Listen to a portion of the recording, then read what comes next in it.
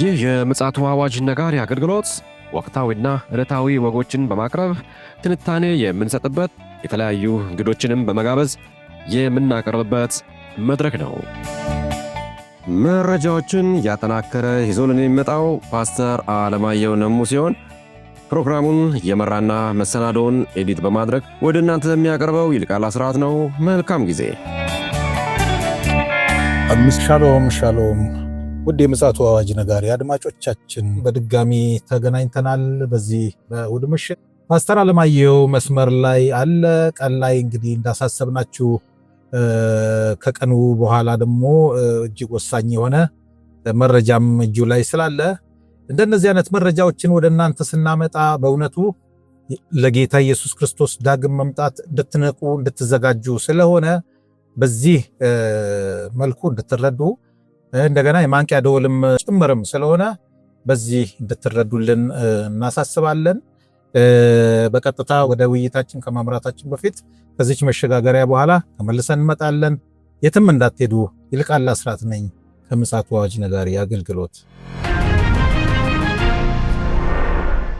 መተናል። እንግዲህ ውድ አድማጮቻችን ከመሸጋገሪያው በኋላ ፓስተር አለማየሁ እንግዲህ መስመር ላይ አለ። ሰላምታዬን ካቀረብኩ በኋላ በቀጥታ ወደ መረጃው እናመራለን ማለት ነው። ሰላም ላንተ ይሁን ፓስተር፣ እንደምን አመሸ ወንድም ይልቃል? እግዚአብሔር ይመስገን። ቀን ላይ እንግዲህ ለአድማጮቻችን መረጃ ቀብለናል። በዚህ አጋጣሚ የመረጃ መለጣችሁ ወገኖች ገባ ብላችሁ በቻናላችን እንድታደምጡ እንጋብዛችኋለን። መረጃን ማቅረብ ትችላለህ። እንግዲህ በትናንትናው ዕለት በኮሪያ ልሳነ ምድር ያለው ሁኔታ በጣም አስፈሪ ነገር ውስጥ ገብቷል። ሁለቱ ሀገሮች አሁን በተለይ ደቡብ ኮሪያ እና ሰሜን ኮሪያ ወታደሮቻቸውን በተጠንቀቅ አቁመው ተፋጠው ይገኛሉ። ይህም የሆነበት ምክንያት የደቡብ ኮሪያ መከላከያ ሰራዊት ወደ ሰሜን ኮሪያ መተኮሱ ነው። ይሄ ደግሞ በጣም ከባድ ነው እና መተኮሱ ነው። በምንድን ነው የሚባለው? በእንቅርት ላይ ጆሮ ደግፍ ነው የሚባለው፣ እንደዛ በለው እና በጣም መተኮሱ ነው። ቶክስ ያደረጉባቸውን መሆኑ ተገልጧል። እንግዲህ ይሄው ምክንያቱ ሲናገሩ የሰሜን ኮሪያ መርከብ 5 ኪሎ ሜትር ድንበሬን አልፎ በመግባቱ ለማስጠንቀቂያ የተኮስኩት ቶክስ ነው የሚል ነው። እንግዲህ ደቡብ ኮሪያ የጦር መርከብ ነው የገባው ነው እያለች ያለችው።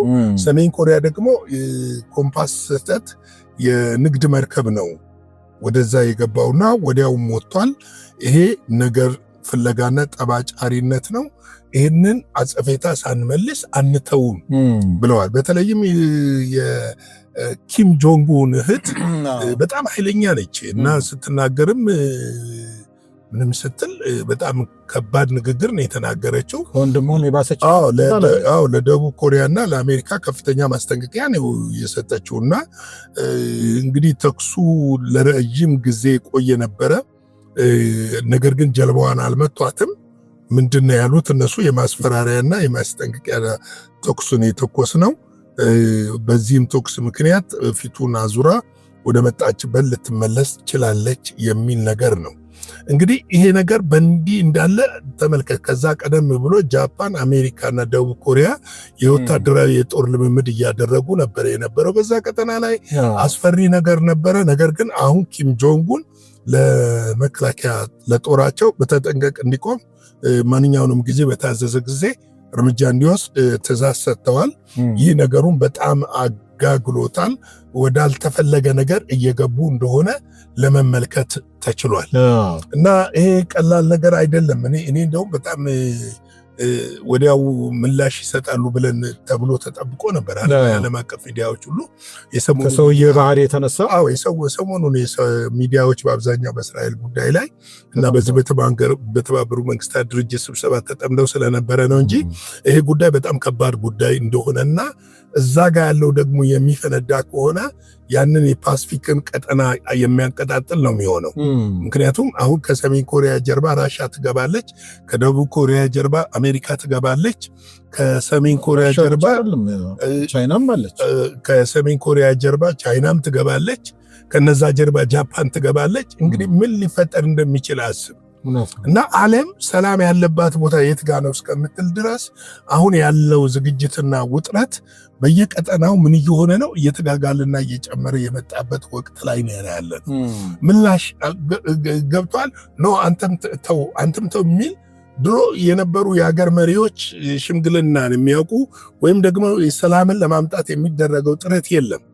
ሁሉም ከጀርባ ሆነው በለው ነው ግፋ በለው ነውና ይሄ ግፋ በለው ደግሞ ምንድነው ወደፊት ዋጋ የሚያስከፍል ዓለምን ዋጋ የሚያስከፍል ይመስለኛል። ሌላው እንግዲህ ከዚህ ለጎን በትናንትናው ዕለት የተባበሩ መንግስታት ድርጅት የጸጥታው ምክር ቤት ከተባበሩ መንግስታት ስብሰባ ጎን ለጎን ስብሰባ አድርጎ ነበረ። ይሄውም ስብሰባ የተቀመጠው በአውሮፓውያን የቀረበውን ማዕቀብ በኢራን ላይ የኢኮኖሚ ማዕቀብ ለማድረግ በነ አሜሪካና በነ አውሮፓውያን ተቀነባብሮ የቀረበ ነበረ። ይህን ማዕቀብ ቻይናና ሩሲያ ተቃውመዋል። ያው ድምፅ በመሻር መብትም ስላላቸው ይህንን ማዕቀብ እንዳይፈጸም ወይም ደግሞ የተባበሩ መንግስታት እንዳይወስን አድርገውታል። ይሁን እንጂ በፈረንሳይ እና በጀርመን በእንግሊዝ ያሉት አምባሳደሮች ከዚህ ኬዝ ይሁን ከሌላ ኬዝ ይሁን ከአምባሳደሮች ወደ ሀገራቸው አስጠርተዋል። እንግዲህ ለምን እንዳስጠሩ ባናቅም በኢራን ያሉ ማለት ነው። በኢራን የፈረንሳይ የጀርመንና የእንግሊዝ አምባሳደሮች ወደ ሀገራቸው በአስቸኳይ ኢራን ነች ያስጠራችው፣ በአስቸኳይ አስጠርታለች። ለምን ኬዝ እንደሆነ ባይታወቅም ባለፈው የዘገብነው ምናልባት እዚህ ጋር ማንሳት ከተቻለ ብዬ ነው። አሜሪካን በዓለም ዙሪያ ያሉትን የጦር አዛዦች በድንገት ነው እንግዲህ እንዲሰበሰቡ እሱ ብቻ ሳይሆን አሁን መሰል ሌተስት የሆነ ዜናም አለ እዚህ ጋር ስላልያዝኩት ነው እንጂ ሌተስት የሆነው ዜና ምንድነው የአሜሪካ የጦር መርከቦችና በተለይ ዳጎ ጋርሻ ደሴት ላይ ያለው የጦር ምድብ እና መካከለኛው ምስራቅ ያለው የጦር ምድብ ሬዲ እንዲሆን ትዕዛዝ ተሰጥቶታል። ይህም ትዕዛዙ ምንድነው ምናልባትም ኢራንን ለመምታት ነው የሚል ነገር አለ። አንዳንዶቹ ደግሞ የመንን ነው ይላሉ። አልታወቀም፣ ግን በአስቸኳይ ትዕዛዝ ተሰጥቷቸዋል። ስታንድ ባይ ሆነው ይሄ ወታደር ነው የሚገባው። ስታንድ ባይ ማለት ምን ማለት ነው? ኤኒታይም ተኩስ ሊሆን ይችላል፣ ኤኒታይም አጥቃ ሊሆን ይችላል፣ ኤኒታይም ተከላከል ሊሆን ይችላል፣ ኤኒታይም ተነስ ከዛ ቦታ ሊሆን ይችላል እና ይሄንን ተደርጓል እና የኢራኑም ፕሬዝዳንት መሱድ ፔዜሽካን ዛሬ በሰጡት ማብራሪያ ለጋዜጠኞች ጋር በሰጡት ማብራሪያ በመካከለኛው ምስራቅ እና ዓለም እያተራመስ ያለችው አሜሪካ ነች።